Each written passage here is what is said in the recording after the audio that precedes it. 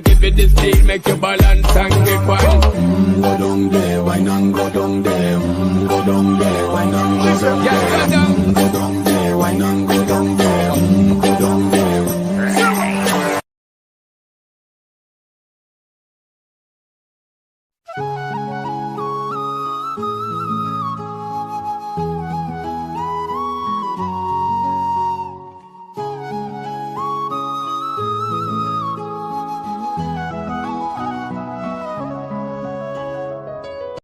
Welcome baby, আমার বেডরুমটা আজ তোমার জন্য অপেক্ষা করছে। Oh sweetie, you are just so sexy. নেশাতুর সুরে বলতে বলতে দরজাটা আবারও ধাক্কিয়ে ভিতরে ঢুকলো জাংকুক, সঙ্গে তার একটা সুন্দরী যুবতী। বি কেয়ারফুল ডার্লিং, এখন যে ঘায়ল হয়ে চলবে না। আজকে যে আমরা হল নাইট মস্তি করব। অ্যাবসলিউটলি বেবি, আজকের দিনটা হ্যাপি স্পেশাল হতে যাচ্ছে। বন্ধ করে অনলি ইউ এন্ড মি। বলতে বলতে আর চোখে বাঁ দিকের ঘরটায় তাকালো জাংকুক। দরজার কাছে নিঃশব্দে এসে দাঁড়িয়েছে। লিসা নামের মেয়েটি জাংকুকের কথা মুচকে এসে মনে মনে বলল, দ্যাটস কমপ্লিটলি ফাইন বস। তোমার মতো হট বান্দার সঙ্গে বেড শেয়ার করা আমার অনেক দিনের ইচ্ছে। ফাইনালি আজ ইচ্ছেটা ফুলফিল হবে। মিস কিন্তিয়াং, এখানে দাঁড়িয়ে কি করছো? হ্যাঁ, আর ইউ জেলাস? যাও ডিনার করে ঘুমিয়ে পড়ো। এবার যে এই বাড়িতে ভূমিকম্প হবে, তোমার না ঘুম ভেঙে যায়। কথাগুলো শুনে তীর গাটা জ্বলে উঠলো। ফাজিল সুরে কথাগুলো বলল জাংকুক। লিসার ঘাড়ে মুখ ডুবিয়ে দিল। চড়া পারফিউমের গন্ধ শুকেই বলল, let's go baby, start enjoy this night. Okay honey, এখনই যাচ্ছি, বাই কিউটি। জাংকুক তের দিকে তাকিয়ে একটা শয়তানি হাসি দিয়ে হাত নাড়িয়ে চলে গেল সেখান থেকে। তের মুখটা বাংলার পাঁচ হয়ে গেছে। ইচ্ছে করছে এখনই মোড়ো ঝাঁটা দিয়ে মেয়েটাকে ইচ্ছে মতো পেটাতে। বগমো তার চোখের সামনে এমন কুৎসিত কর্মকাণ্ড করেছে। বেশিরভাগ রাতে সে তার গার্লফ্রেন্ডকে নিয়ে বাড়িতে ঢুকতো। তেকে হাজারো অপমান করে তার চোখের সামনে দিয়ে গার্লফ্রেন্ডকে নিয়ে যেত বেডরুমে। সেসব দৃশ্য তের মনে কষ্ট বাড়ালেও কখনো অন্তরে এমন জ্বালা ধরেনি। প্রতিবাদ করতে পারেনি কখনো। তাহলে যে চুলের মুঠি ধরে মার নিশ্চিত ছিল। কিন্তু আজ যে কেন এমন হচ্ছে, এর আগে গজগজ করতে করতে অদূরে চলে যাওয়া জাংকুকের উদ্দেশ্যে তে বলল, আশ্রয় দিয়ে দয়া করেছেন, আপনাকে কিছু বলতে পারি না।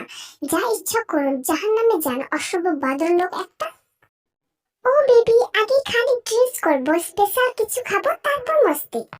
নেশার চোখে বলতে বলতে ঘরে ঢুকে জাংকুককে জাপটে ধরলো লিসা। জাংকুক মুহূর্তে লিসাকে দূরে ছুড়ে দিয়ে বলল, মস্তি মাই ফুড, যা ইচ্ছা হয়ে গেল, বেশি নেকামো মারতে হবে না। লিসা তো অবাক। একটু আগে নেশার দুলতে থাকা জাংকুক এখন একেবারে শটান দাঁড়িয়ে কটকট করে তাকে দেখছে। লিসা মেজ থেকে উঠে পাল্টা ঝাঁঝিয়ে বলল, হোয়াট রাবিশ জাংকুক স্যার, আপনি না আমাকে এখানে মস্তি করতে ডাকলেন? এই যে আপনার বেডরুম, আমাকে কি এমনি নিয়ে আসলে নাকি এখানে? একদম ঠিক। তুমি ভাবলে কি করে তোমার মতো একটা চিকুকে আমি আমার বেডরুমে আনবো? This is my private service room. তোমার থেকে হাজার গুণ বেটার সুন্দরী দল এখানে আমাকে সার্ভিস দিয়ে গেছে। কি বলতে চাইছেন আমি সুন্দরী নই? কে তবে সুন্দরী? হ্যাঁ, ওই বগমের বউ, এই জন্য ওকে এই বাড়িতে এনে রেখেছেন। ফিক্সড আইটেম নাকি? যা শার্ট আপ, মদ গিলতে এসেছো, গিলে এখানে পড়ে থাকো। আমি আমার রুমে যাচ্ছি, কাল সকাল হলে তুমি বেরিয়ে যাবে। রক্ত চোখে গর্জে উঠে ঘরটা থেকে বেরোতে যাচ্ছিল জাংকুক, তখন আবার লিসা বলে উঠল, আমি মদ গিলতে আসিনি স্যার, আজকে আমি আপনাকে গিলতে এসেছি। আজ রাতে আপনি এইভাবে আমাকে অপমান করতে পারেন না। আপনি তো প্রায় 1000 মেয়ে ছেলের সাথে মস্তি করেন, তাহলে আমার সাথে কেন নয়? ওই রক্ষিতাটাকে এনে রেখেছেন এই জন্য নাকি?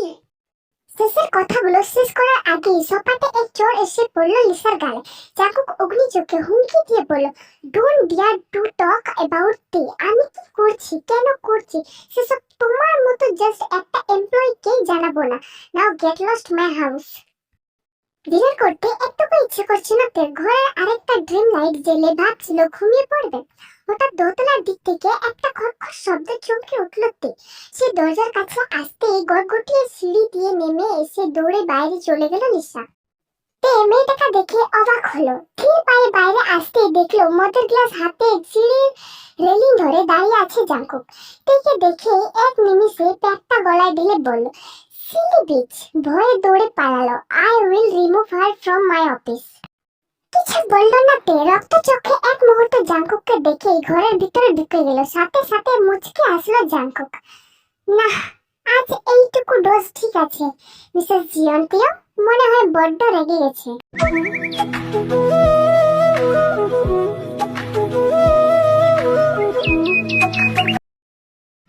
শুনছেন, আমাকেও সঙ্গে নিয়ে যাবেন? হঠাৎ তের কণ্ঠস্বর শুনে ঘুরে তাকালো জাংকুক। তুমি আমার কোথায় যাবে? চলে যাব আজ, এখনই আমি এখান থেকে চলে যেতে চাই। এখনই এখান থেকে চলে যেতে চাই মানে? সকাল সকাল তোমার মাথায় আমার ভূত চাপলো নাকি?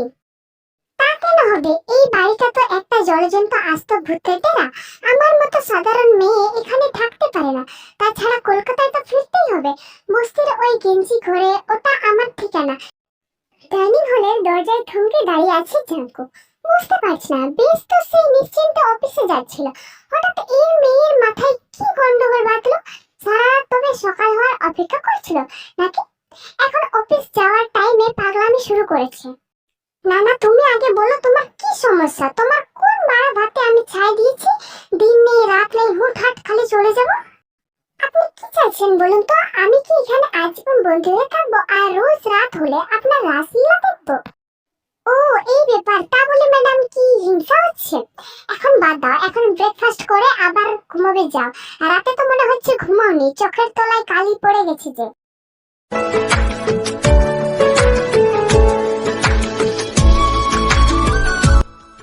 ড্রয়িং রুমে বসে আছে, জাংকুকের অপেক্ষা করছিল, কারণ জাংকুক বাড়ি ফিরবে, তারপর তো তাকে বাড়ি নিয়ে যাবে। তখনই ড্রয়িং রুমে ফোনটা বেজে উঠল।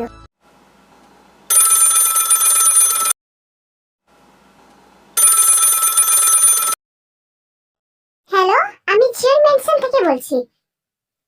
কি? এখনই আসছি। বাড়ির কেয়ারটেকারটা তাড়াহুড়ো করে ফোনটা রেখে বাইরে দৌড়াতে যেতেই তে তাকে জিজ্ঞাসা করে উঠল, কি হয়েছে? বাইরে দৌড়ে যাচ্ছ কেন? দিদিমণি, দাদা বাবুর অ্যাক্সিডেন্ট হয়েছে গো, হসপিটাল থেকে ফোন করেছিল, তাড়াতাড়ি হসপিটালে যাচ্ছি। এটা শুনেই তো দেহ থেকে প্রাণটা বেরিয়ে গেল তের, স্তব্ধ হয়ে গেল। তবুও বলল, আমিও যাব। তারপর কেয়ারটেকার আর তে তাড়াহুড়ো করে শহরের সব থেকে বড় হসপিটালে যায়, যেখানে জাংকুককে অ্যাডমিট করেছে। হেলান দিয়ে বেডের সরে এলিয়ে আছে জাংকুক। তার চোখে কালো চশমা, মাথায় পাকানো ব্যান্ডেজ, পায়ের হাঁটুতেও প্লাস্টার। খানিক আগে ডক্টর মেরামত করে গেছে, স্পষ্ট বলে গেছে অন্তত সপ্তাহ খানেক সেইভাবে হাঁটাচলা করা যাবে না। জরুরি প্রয়োজনগুলো ছাড়া যেন সে বিছানা থেকে না নামে। স্মার্টফোনে এইভাবে আঙ্গুল চালিয়ে যাচ্ছে জাংকুক। মাথাটা থেকে থেকে ঝিমঝিম করে উঠছে, সে পাতা দিচ্ছে না। তে রাগে গজগজ করতে করতে খাবারের ট্রে হাতে ঘরে ঢুকলো তে। সত্যি বাবা, আচ্ছা পাগল তো আপনি, কি দরকার ছিল ও বাবা হিরোগিরি দেখিয়ে দৌড়ে আসা? কোথায় দৌড়ে আসছিলাম? দিব্যি তো গাড়িতে করে ফিরছিলাম, চোট লাগলো আমার, বাট মাথাটা তো দেখছি তোমার খারাপ হয়ে গেছে। নিন এবার স্যুপটা খেয়ে নিন। আচ্ছা, তোমার কি শরীরে মায়া দয়া নেই? একটা অসুস্থ মানুষকে নিজে খেতে বলছো? তে চামচটা বাড়িয়ে বলল, ঠিক আছে আমি খাইয়ে দিচ্ছি, যে কদিন আছি আপনার সেবা করে যাব, তারপর আপনি সুস্থ হলে আমি কলকাতায় ফিরে যাব।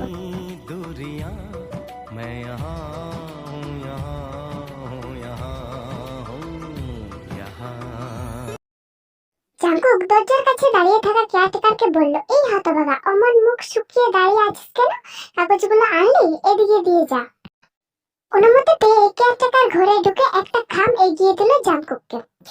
এই মাত্র আপনার অফিসে একজন দিয়ে গেল দাদাবাবু। ঠিক আছে তুই যা, একটু পরে একটা সুখবর পাবি, ভালো ভালো রান্না কর গিয়ে। কিছুই বুঝতে পারলো না কেয়ারটেকারটা, একবার জাংকুক আর একবার তীর মুখ ফানে তাকিয়ে সে চলে গেল। সাথে সাথে খাম ছেড়ে কতগুলো কাগজ বের করলো জাংকুক। তীর দিকে এগিয়ে বলল, এই না, ফ্রন্ট পেপারের নিচে সাইনটা করো। সই করবো? কিসের পেপার এটা? বিয়ের পেপার। তুমি আমার রক্ষিতা হিসেবে থাকতে চাও নাকি ওয়াইফ হয়ে? তুমি ঠিক করো। যদি সমাজের সামনে সম্মান পেতে চাও তাহলে সাইন করো আর আমার স্ত্রী হয়ে যাও। থরথর করে কাঁপছেন। এই হয় না জাংকুক, আমি ডিভোর্সি। মাত্র কয়েকদিন আগে আমার ডিভোর্স হয়েছে। আপনি ব্যাচেলার মানুষ, আমি পরজীবীর মতো গাড়ি চেপে আপনার বোঝা হতে পারবো না। কেন পারবে না তুমি? আমি কি মানুষ নই নাকি আমাকে এতটাই খারাপ ভাবো যে আমাকে বিয়ে করা যায় না? বিশ্বাস করো তে, তোমার জীবনটাকে আমি সুন্দর করে গড়ে তুলবো।